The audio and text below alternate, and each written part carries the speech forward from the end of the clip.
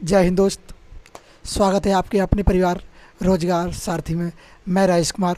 उम्मीद करता हूँ आप लोग स्वस्थ होंगे। ओके, स्वस्थ होंगे, जिंदाबाद होंगे, आबाद होंगे और अपने पेपरों की तैयारी जमकर कर रहे होंगे। एसएससी जीडी और यूपी पुलिस री एग्ज़ाम 2024-25 के लिए। ओके, तो दोस्त, एक वीडियो आने में थोड़ा टाइम हो गया है, समय हो गया है, क्योंकि थोड़ा विस्तार गैप हो गया है वीडियो आने में, क्योंकि दोस्त मेरा थोड़ा स्वास्थ्य थोड़ा गड़बड़ था। इस वजह से वीडियो रेगुलरली नहीं आ पा रही थी, उसके लिए वेरी सॉरी। ओके, कोशिश करूँगा नेक्स्ट टाइम से आपको लिए रोज़ाना वीडियो अपलोड हो जाए चैनल पे। ओके, सॉरी दोस्त। ओके, चलिए, फ़िलहाल मेरा स्वास्थ्य अभी सही है। बाकी अब अपना टॉपिक पे वापस आते हैं। हमारा टॉपिक क्या जा रहा था? हमारा टॉपिक चल रहा था इतिहास। ओके, इतिहास में हम लोग पढ़ रहे थे हिस्ट्री को, और इतिहास हिस्ट्री में हम लोग पढ़े थे मौर्य वंश को। किसको? मौर्य वंश को। मौर्य वंश को हम लोग पढ़ते पढ़ते चंद्रगुप्त मौर्य तक आ चुके थे। चंद्रगुप्त मौर्य के बारे में हम लोग सारा कुछ जान चुके थे। अब भैया हम चंद्रगुप्त मौर्य के बारे में क्या बात करेंगे? अब हम चंद्रगुप्त मौर्य के कार्यों के बारे में बात करेंगे, या पूरे बोले सेना के बारे में, कि चंद्रगुप्त मौर्य की सेना कैसी थी। तो जैसे कि बात करें चंद्रगुप्त मौर्य की सेना, चाणक्य जो है उनके क्या प्रधानमंत्री चाणक्य जो है उन्होंने कहा है कि इनकी सेना चतुर्गुणी सेना थी। चतुर्गुणी सेना मतलब जिसमें सैनिक थे, घुड़सवार थे, रथ वाले थे और बाकी अन्य सैनिक थे। तो ये सारे सैनिक इसके अंदर शामिल थे, तो इसको चतुर्गुणी सेना कहा गया है। अब इस चतुर्गुणी सेना में कितने घुड़सवार शामिल थे, कितने नॉर्मल सैनिक से, एक पैदल सैनिक जिसको बोलते हैं, कितने रथ सवार थे और कितने वैसे हाथी थे। ओके, ये सब बातें हम लोग करने वाले इसके अंदर। तो सबसे पहले आप लोग टॉपिक आपका वही है, मौर्य वंश। मौर्य वंश में किसके बारे में? चंद्रगुप्त के बारे में। किसके बारे में? चंद्रगुप्त मौर्य के बारे में। दोस्त, चंद्रगुप्त मौर्य के बारे में। तो चंद्रगुप्त मौर्य के बारे में यहाँ पे हम लोग करने वाले हैं। तो यहाँ तक किसी को कोई दिक्कत, कोई डाउट? पिछली वाली वीडियो में अगर कोई किसी को डाउट आया हो, अगर आया है तो कमेंट बॉक्स में लिख दीजिए, या टेलीग्राम चैनल रोजगार सारथी ऑफिशियल पे आप लोग अपना मैसेज छोड़ दीजिएगा। मैं वहाँ पे जाके चेक कर लूँगा। किसी का कोई डाउट होता है मैं सॉल्व करने की कोशिश करूँगा। ओके मित्र, किसी को कोई प्रॉब्लम हो तो बता दीजिए। भैया सेना की बात करते हैं। तो बाकी सब बात हो चुकी है, थोड़ा सा टॉपिक बचा है, इसको भी इसमें कवर करेंगे। उसके बाद बिंदुसार जो है इसका पुत्र, उसको भी इसमें कवर करेंगे, और थोड़ा बहुत अशोक को भी इसमें कवर कर लेंगे। उसके बाद अशोक को एक विस्तार से वीडियो में बनाया जाएगा। चलिए, क्या बोले? कार्य, कार्य या फिर क्या है? सेना।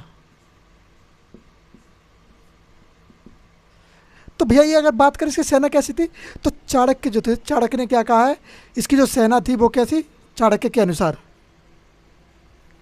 क्या कहेंगे आप? आप कहेंगे भैया चाणक्य के अनुसार, चाणक्य के अनुसार सेना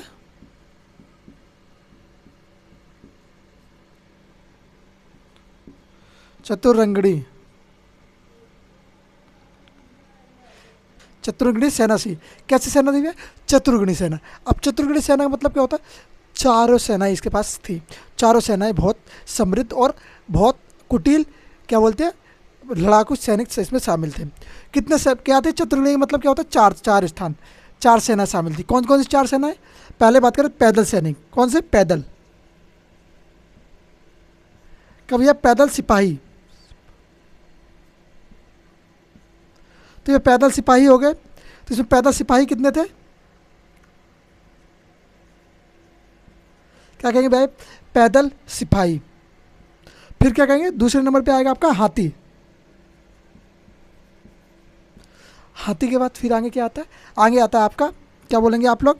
आप लोग कहेंगे भैया घोड़ा है। घोड़ा, इसमें कितने थे घोड़े? तो आप लोग कहेंगे घोड़े की संख्या क्या थी?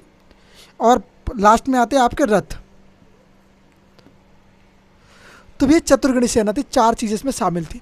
पहले पैदल सिपाही शामिल थे। दूसरे हाथी इसमें शामिल थे। तीसरे घोड़े इसमें शामिल थे। और चौथे रथ भी इसमें शामिल थे।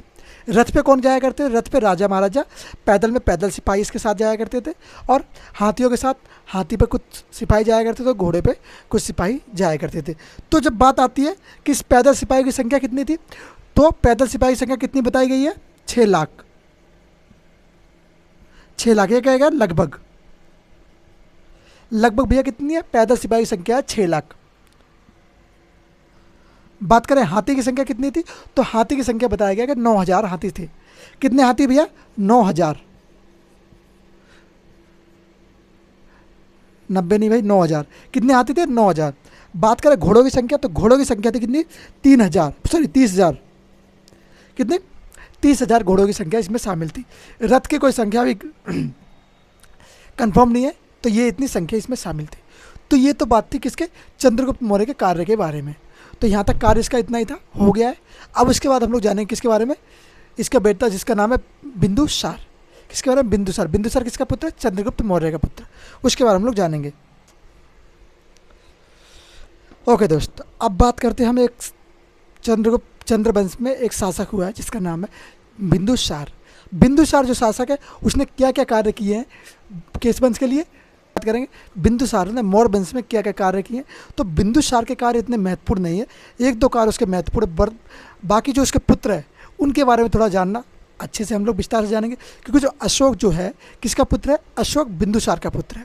तो अशोक को हम लोग एक सम्राट के रूप में जानते हैं, चक्रवर्ती सम्राट इसको बोला जाता है। किसको? अशोक को। ओके, जिसको अशोक महान, जिसने क्या किया? अभिलेखों की शुरुआत करवाई। अभिलेखों पर अपना विवरण लिखवाना शुरुआत किसने करवाई? अशोक ने करवाई थी। वो हम लोग जब अशोक को पढ़ेंगे तो वहाँ पर अशोक के बारे में जानेंगे। ओके, यहाँ तक किसी को कोई डाउट? अगर डाउट है तो बता दीजिए भैया, कोई डाउट? ओके, किसके बारे में पढ़ेंगे? हम पढ़ेंगे बिंदुसार के बारे में।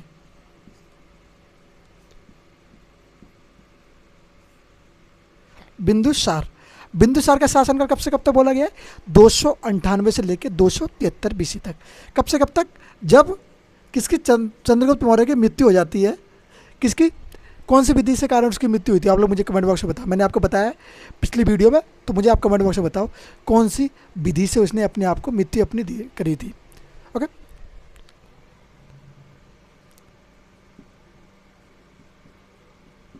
कब से कब तक इसका शासनकाल रहेगा? 298 से 273 बीसी तक ये अपना शासनकाल चलाता है। अब इसके शासनकाल में क्या क्या चीज़ें जान लेते हैं। जैसे कि बात करें इसको, अन्य नाम इसका क्या क्या है? एक मिनट जरा दोस्त, अन्य नाम भैया, अन्य नाम में बात आती है, इसके अन्य नाम कौन से हो जाएंगे? एक तो हो जाएगा सिंहसेन,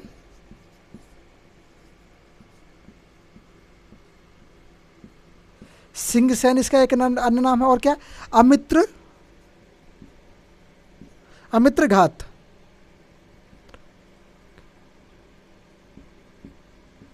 एक तो अमित्र केत्स और एक अमित्र घात।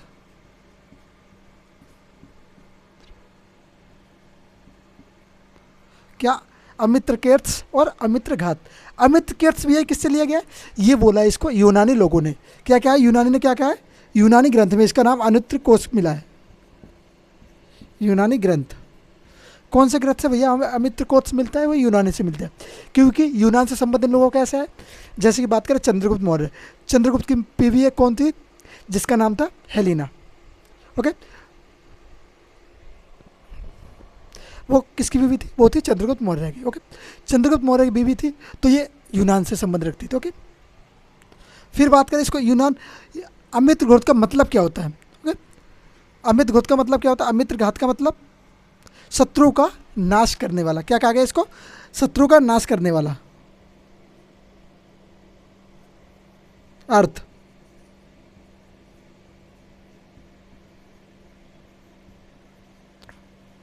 क्या कहेंगे? शत्रुओं का नाश करने वाला।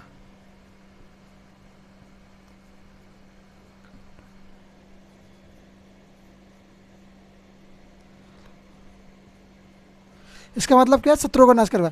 ये भैया अमित्र घोत है, ये हमें कहाँ से मिलता है? ये हमें संस्कृत ग्रंथ में इसका नाम मिलता है। किसमें? संस्कृत ग्रंथ में।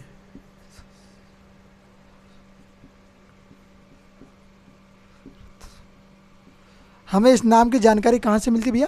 तो आप कहेंगे हमें इस नाम की संस्कृत ग्रंथ से हमें अमित्र घात जो नाम है इसकी हमें जानकारी मिलती है। और ये नाम बहुत फेमस है, बहुत बार प्रश्नों में पूछा गया पेपर में कि अमित्र घात नाम से किस शासक को बुलाया जाता है। ऑप्शन दे देगा आपको, चंद्रगुप्त मौर्य, अशोक या बिंदुसार या कोई अन्य एक शासक का नाम दे देगा। तो ये इनमें से आपको पता होना चाहिए कि अमित्र घात किसको बुलाया जाता है। तो आप लोग इस पर आराम से टिक मार सकते हैं कि अमित्र घात नाम से किस व्यक्ति को संबोधित किया जाता है। Okay, clear? यहाँ तक डाउट? ओके, चलिए बढ़ते हैं आगे। इसके बारे में थोड़ा जान लेते हैं। जैसे कि बात करें पिता, तो आप लोग जानते हैं इसके पिता का नाम क्या है? चंद्रगुप्त मौर्य।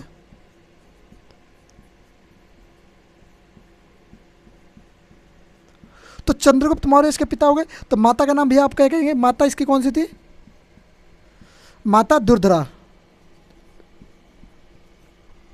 क्या कहेंगे? दुर्धरा।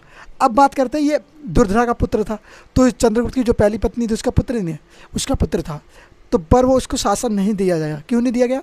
क्योंकि चाणक्य ने पहले ही मना कर दिया था, अगर तू इससे शादी तो कर लेगा, शादी कर ले, पर इसका जो पुत्र होगा वो भारत की गद्दी पर या मगध की गद्दी पर वो शासन नहीं करेगा। तो इसलिए वो शर्त के साथ शासन कौन करने वाला था? शासन करने वाला था बिंदुसार, जो कि दुर्धरा का बेटा था। और दुर्धरा क्या थी? दुर्धरा भारतीय लड़की थी, इसलिए भारतीय लड़की हुई, तो भारतीय महारानी के साथ इसका विवाह हुआ, तो फिर ये लड़का भी भारतीय कहलाएगा। तो शासक कौन हुआ? भारतीय शासक हुआ। कौन? बिंदुसार। अब हम लोग इसके बारे में आगे बढ़ेंगे, तो आगे जानेंगे। बिंदुसार के दो पुत्र हुए। हमें क्या, ज़्यादातर बातें हम पुत्र के बारे में ही करेंगे, क्योंकि बिंदुसार के जो पुत्र है वो इंपॉर्टेंट है इतने। एक पुत्र क्या होगा? एक का नाम जैसे कि अशोक हो गया, दूसरा पुत्र क्या है? सुसीम। दो पुत्र थे इसके, एक का नाम अशोक, एक का नाम सुसीम। पुत्र।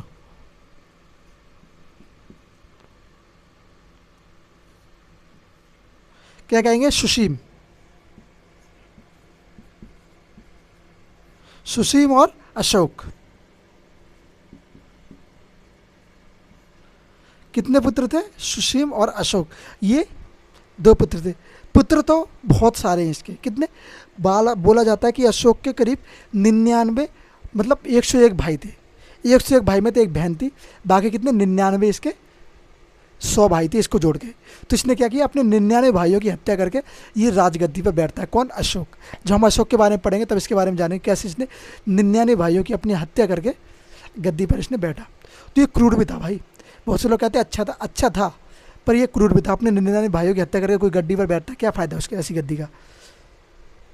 बताओ, कोई फ़ायदा नहीं भाई ऐसी गद्दी का, जिसमें अपने ही भाई की हत्या करने पड़े। ओके, क्या हुआ? एक का नाम अशोक, एक का नाम सुसीम। तो जो अशोक है और सुसीम है, सुसीम भैया क्या हुआ? सुसीम का भी एक पुत्र होता है जिसका बेटा होता है सुसीम का, क्योंकि सुसीम क्या है? सुसीम बड़ा है, ये बड़ा बेटा है, ये छोटा है। ये बड़ा है, ये छोटा है। तो ये दोनों बड़े हो जाते। तो बात करते हैं अशोक के बारे में। अशोक के जो मंत्री थे, क्योंकि अशोक के सलाहकार हुए हैं, जिसको मंत्री भी कह सकते हैं। उसके अशोक के समय अशोक का जो सलाहकार था वो कौन था? अशोक को जो सलाह दिया करता था कि ये काम करना है, ऐसे करना है, तो ये कौन सा? क्या कहेंगे दोस्त? पुत्र का नाम क्या था? रामगुप्त। सॉरी, पुत्र का नाम नहीं, सलाहकार क्या होता है? रामगुप्त। अब ये बात आती है रामगुप्त, तो ये रामगुप्त था कौन? अब हम जानते हैं कि रामगुप्त जो है वो चाणक्य का क्या था? चाणक्य का पुत्र था। रामगुप्त कौन? चाणक्य का पुत्र। चाणक्य कौन थे? चाणक्य चंद्रगुप्त मौर्य के क्या थे? गुरु थे। और गुरु भी थे और क्या थे? मंत्री भी थे। ये इसके पिता ने उसके पिता के शासन में साथ दिया, इसके पिता ने इसके पिता के शासन में साथ दिया। तो ये कौन? सलाहकार। इसके समय भी सलाहकार रहे और बिंदुसार के समय भी सलाहकार रहे। ओके भाई, इसको जो अशोक को है इसके पिता ने क्या किया? गवर्नर बना दिएगा। इसको भी गवर्नर बनाया, इसको भी गवर्नर बनाया। तो जो सुसीम था, सुसीम को कहाँ का गवर्नर बनाया और अशोक को कहाँ का गवर्नर बनाया? तो बात आती है, सुसीम जो था वो तक्षशिला का गवर्नर बन कहलाता। कहाँ का? तक्षशिला का गवर्नर।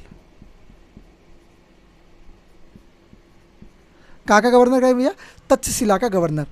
इसका जो बेटा था, बेटा का नाम क्या था? निग्रंथ। किसका? सुसीम का पुत्र हुआ जिसका नाम है निग्रंथ। निग्रंथ वो व्यक्ति है जो आगे जाके किसको? अपने ही चाचा को उपदेश देगा। किसको देगा? अपने ही चाचा को उपदेश देगा बाद में जाके, जो बौद्ध धर्म अपना लेता है फिर ये निग्रंथ। ओके, निग्रंथ के बारे में हम लोग आगे जब पढ़ेंगे तब जानेंगे। ओके, अब भैया इसको तो किसके? तक्षशिला का गवर्नर बना देते। तो सुसीम को तो तक्षशिला का बना दिया। अशोक को गवर्नर कहाँ का बनाया गया? अशोक को बनाया गया अवंती का गवर्नर। कहाँ का भैया? अवंती।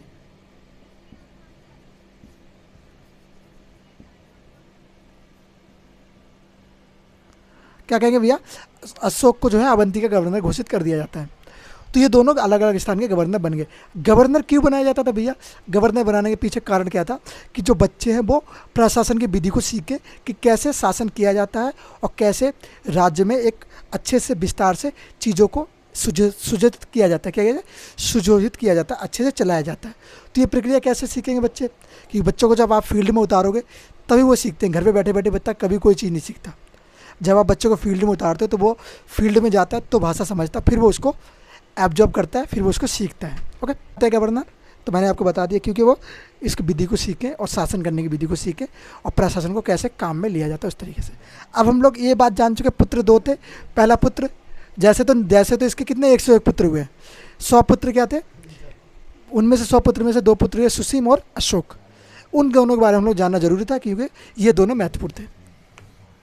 क्योंकि बाद में अशोक क्या करता है, सुसीम की भी हत्या करके इसको छोड़ देता है। और सुसीम का एक पुत्र हुआ जिसका नाम है निग्रंथ। निग्रंथ क्या कहता है, बाद में अशोक को ही उपदेश देता है। फिर अशोक के पास जब ये जाता है निग्रंथ तो अशोक कहता है तुम कौन हो? तो बताता मैं तुम्हारे ही भाई का पुत्र हूँ। फिर ये देख के अशोक कहता है अरे बाप रे बाप, क्या कहता है, चलिए क्या बोलेंगे। एक बात आती है यहाँ पे, तक्षशिला विद्रोह। क्या हुआ? तक्षशिला विद्रोह।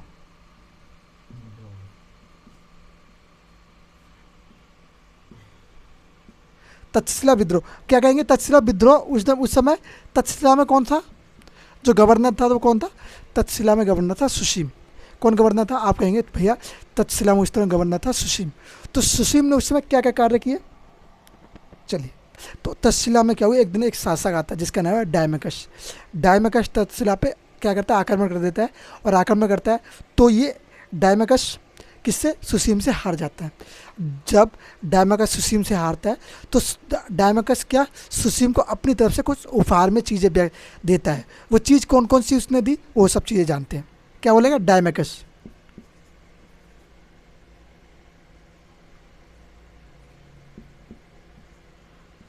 डायमेकस, डायमेकस ने क्या क्या दिया? ये तो इसका अन्य नाम क्या था? एंटियोकस ने। किसने भेजा था? एंटियोकस ने इसको भेजा।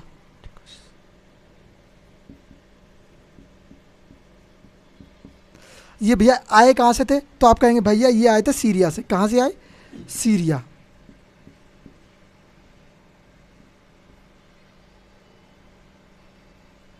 सीरिया का शासक। जब शासक ये सीरिया का तो आएंगे कहाँ से? सीरिया से आएंगे। तो डायमेकस कौन था? ये सीरिया का शासक था। तो इसने सीरिया से इसको किसको भेजा? एंटियोकस सीरिया का शासक था और डायमेकस को भेजा सीरिया से। अब जब ये यहाँ पे आता है तो क्या क्या इसको देता है शासक को? सुसीम उस समय गवर्नर था। तो शासक कौन था उस समय? शासक था बिंदुसार। ओके,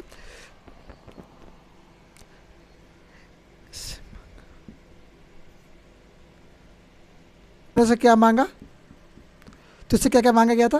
पहले तो सूखी अंजीर। क्या मांगा भैया? सूखी अंजीर मांगा, क्योंकि सीरिया में सूखी अंजीर वगैरह बहुत चीज़ें होती हैं वाली। ओके, सूखी अंजीर मांगा। और क्या मांगा? मदिरा। मदिरा भैया कौन सी? बॉयज मदिरा, जिससे आप लोग बहुत से बच्चे पी के क्या होते हैं, इधर उधर लुढ़कते फिरते हैं। कौन सी मदिरा मांगी? मीठी मदिरा। कैसी?